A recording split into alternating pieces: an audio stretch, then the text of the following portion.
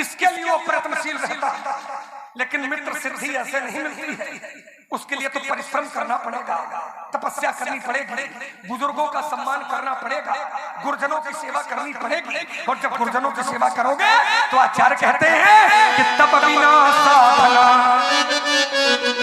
कभी होती नहीं, साधना बिना मुक्ति मिलती नहीं। दीप आशा जलाए रहो रात दिन, आशा जलाए।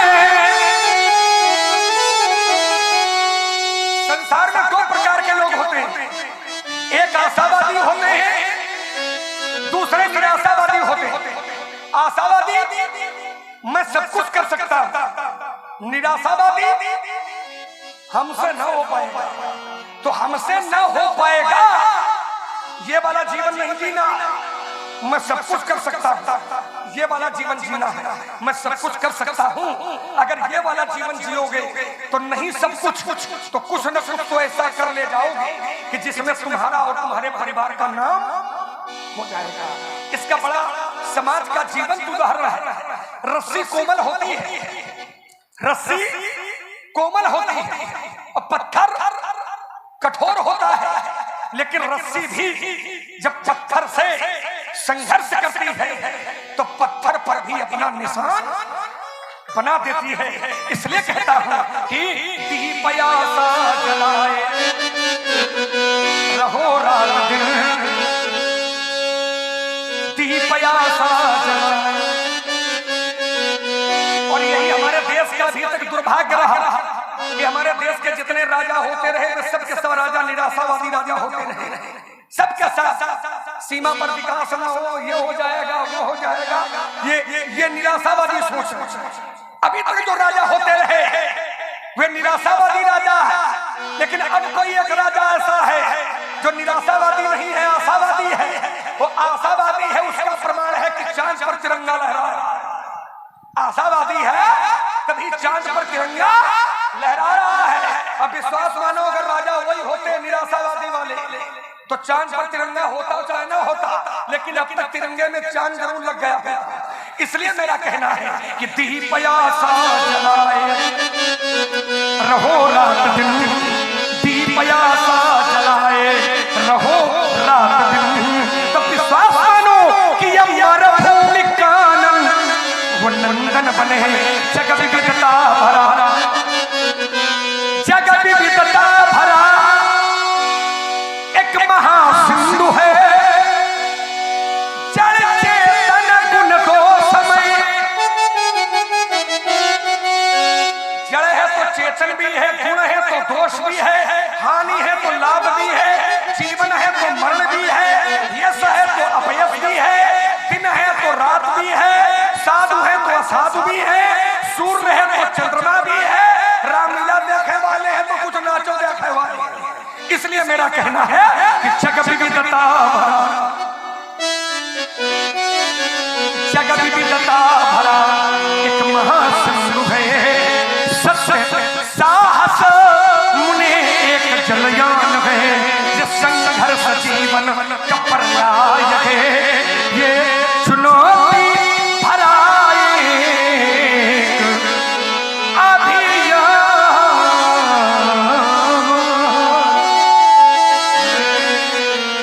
क्या बात है, बहुत अच्छा साउंड है। इसके लिए मैं तुमको हृदय से साधुवाद देता हूं, क्योंकि ये दशहरे का पर्व चल रहा। हम लोग एक एक दिन में दो दो कार्यक्रमों का परिश्रम उठाए घूम रहे हैं, लेकिन साधुवाद है तुम्हारी सेवा को बहुत बहुत भगवान की आपकी कृपा, भगवान की कृपा तुम्हारे ऊपर बनी रहे। ऐसे में कामना राम जी सरकार और भोलेनाथ से करता है। बहुत बहुत शाबाश। बहुत सुंदर प्रस्तुति। आपने कहा कि जीवन ही संघर्ष है, संघर्ष ही जीवन है और हर प्राणी को संघर्ष करना चाहिए। व्यास जी जो देश के लिए संघर्ष करता है उन्हें लोग याद करते हैं। कैसी? देश हित में करल जो देश हित में गरल जो और पिए जाएंगे तो नाम उनके जुबा से लिए जाएंगे। देश हित में गरल जो और पिए जाएंगे नाम उनके जुबा से लिए जाएंगे। और जिनकी अर्थी उठेगी,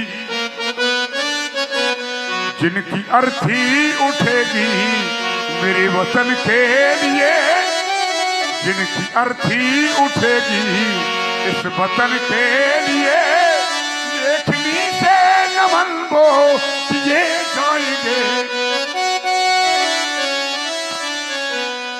जिनकी अर्थी उठेगी इस वतन के लिए, लेखनी से नमन वो किए जाएंगे।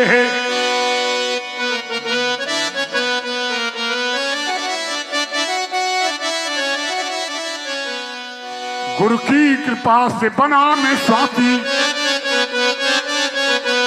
गुरु की कृपा से बना मैं स्वाति, और नक्षत्र में बरसा पानी, और मणिमुक्ताई और गौरोचन की, मणिमुक्ताई और गौरोचन की अब बन चली कहानी।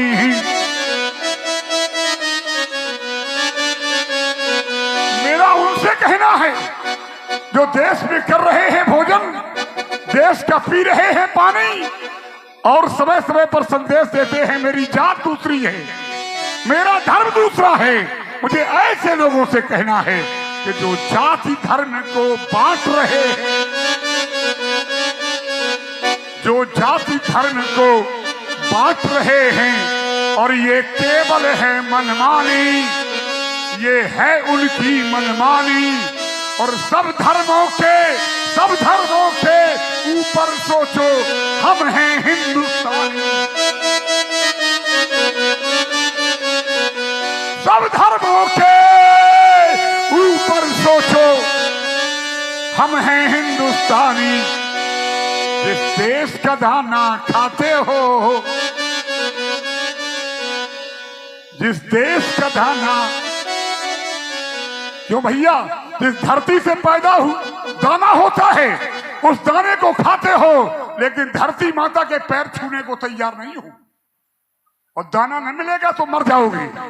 पीते हो जहां का पानी, जिस देश का दाना खाते हो, और पीते हो जहां का पानी, उस देश के काम नहीं आए, उस देश के काम नहीं आए तो है बेकार जवानी। जो भारत माँ के लिए मरेगा, जो धरती माँ के लिए मरेगा, जो राष्ट्र भूमि के लिए मरेगा, वो है सच्चा सेनानी। और एक बार सब मिलकर बोलो, बोलो, एक बार सब मिलकर बोलो, हम सब हैं हिंदुस्तानी। और आप हैं पुनः तीसरी बार सीर मवई फतेहपुर आदरणीय श्री रविंद्र प्रताप सिंह जी, आपकी तरफ से 21 पुष्प मुद्राएं भेंट हुई है संयुक्त रूप से दोनों पात्रों को। बहुत बहुत धन्यवाद। अब मैं विरोध आपका नहीं कर सकता हूँ, क्योंकि अब देश की बात आ गई है तो मेरा आपका व्यक्तिगत विरोध चलेगा, लेकिन अगर देश का समर्थन आप करने लगो तो मेरा विरोध आपसे है, लेकिन मेरा विरोध देश से नहीं।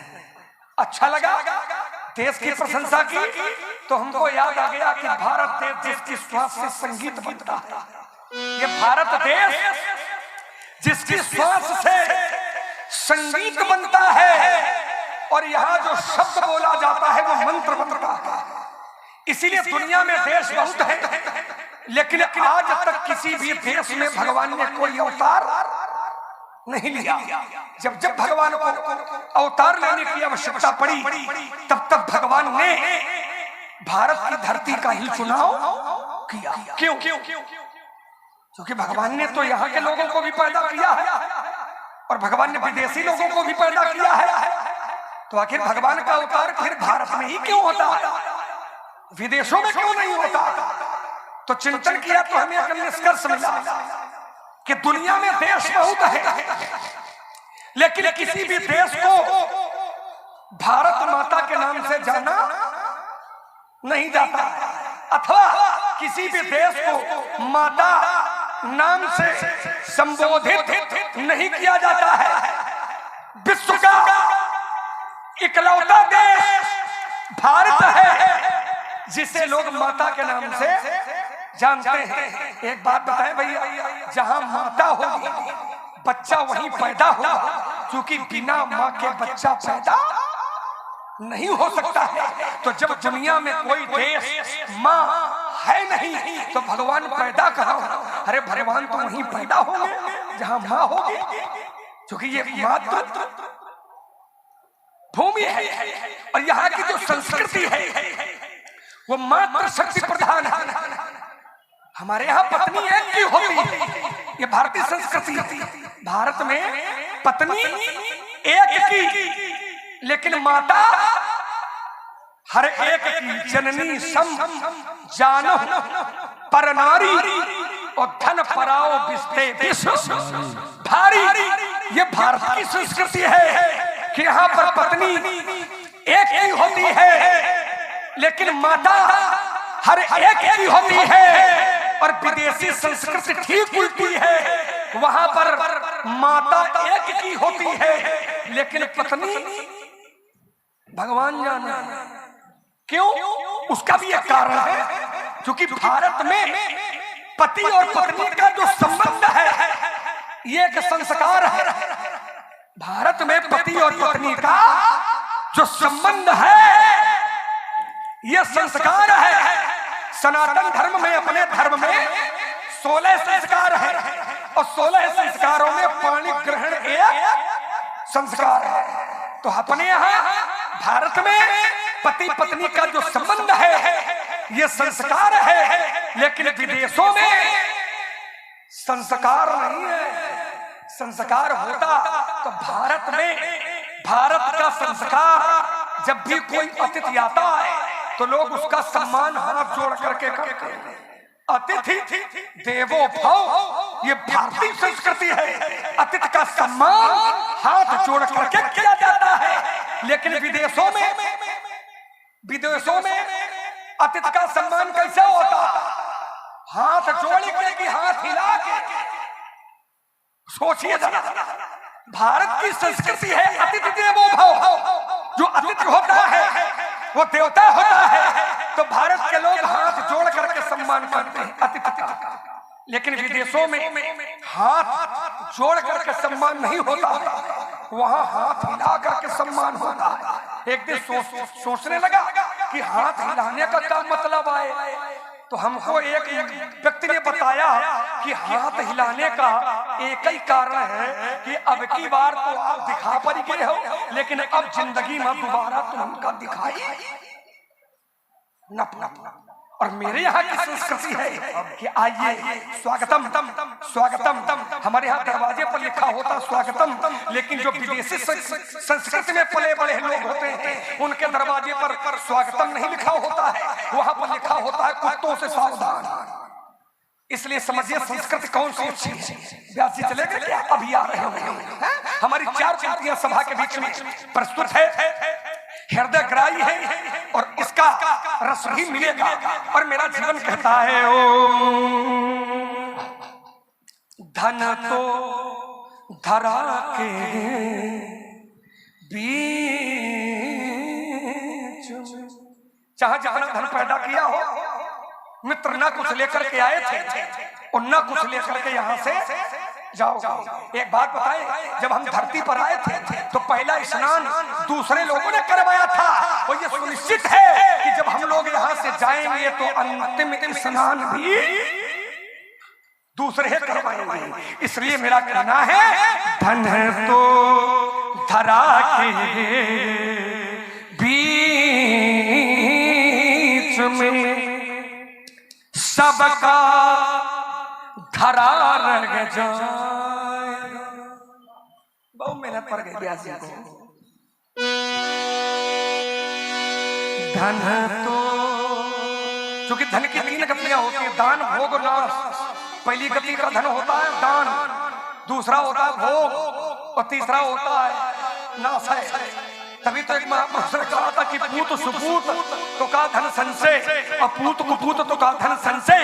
यदि पुत्र सुपुत्र है तो धन इकट्ठा करने की जरूरत नहीं है, अगर बेटा कुपुत्र है तो भी धन एकत्रित करने की जरूरत नहीं है, क्योंकि सुपुत्र है तो इकट्ठा कर लेगा, अगर कुपुत्र है तो जौन इकट्ठा हो वही में दिया सलाई लगा दे। इसलिए मेरा कहना है धन तो धरा के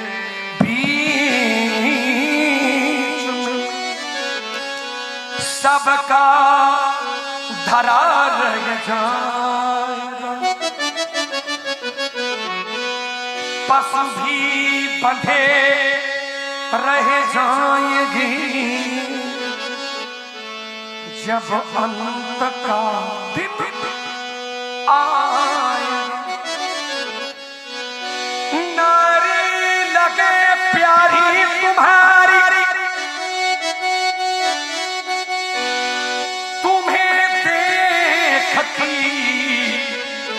रह जाएगी। मेरे भाई जिससे हम पर तू गर्व करता, ये धूल में मिल जाएगी। वैभव तुम्हारा इस जगत में काम कुछ न आएगा, सब कुछ यही रह जाएगा, जब अंत का दिन आएगा। हमारे गुरु जी कहा करते हैं राजा रहा है न रानी रहेगी यहाँ, राजा रहा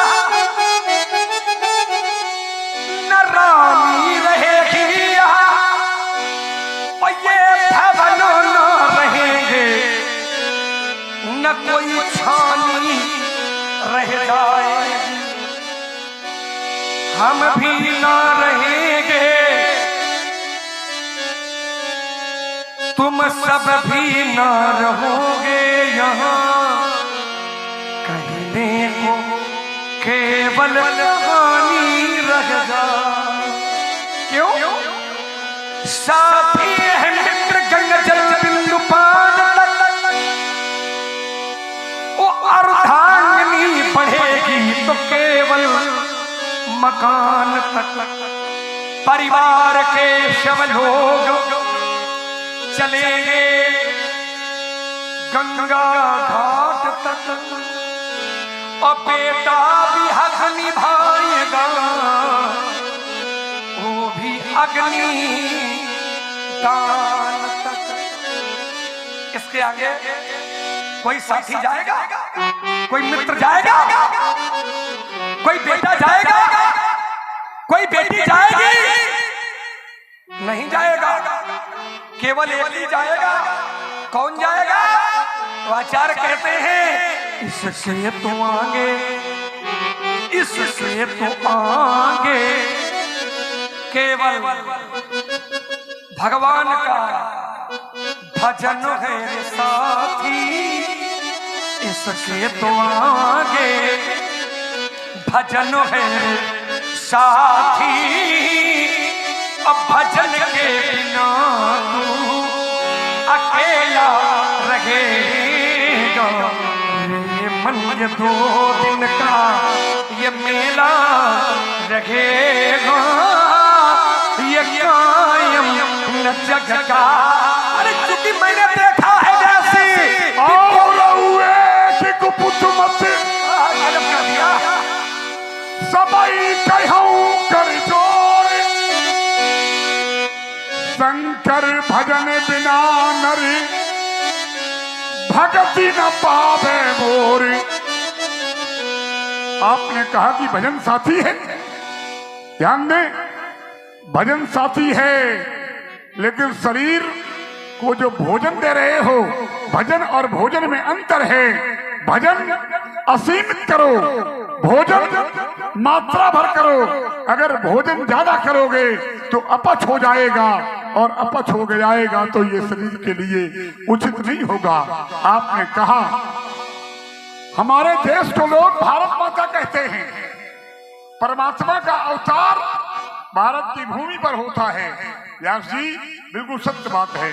उसका कारण है, परमात्मा कहता है कि जब मैं अवतार लेकर के जाता हूं तो मैं अपने भक्तों की रक्षा उसी प्रकार से करता हूं जैसे एक महतारी अपने बच्चों की करती है। करहु सदा तिन कर रखवारी, जिम बालक राखे महतारी।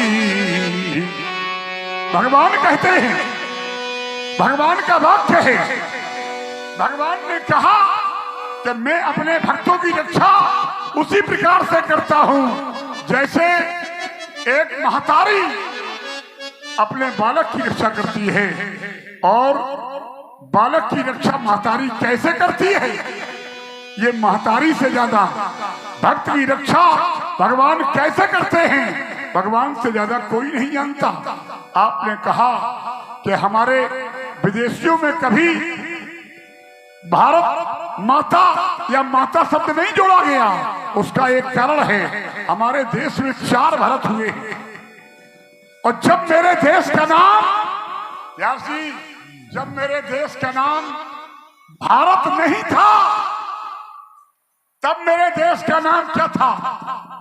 तब मेरे देश को लोग अजनाब वर्ष, अजनाब खंड के नाम से जानते थे। और आज हमारे देश का नाम भारत माता है।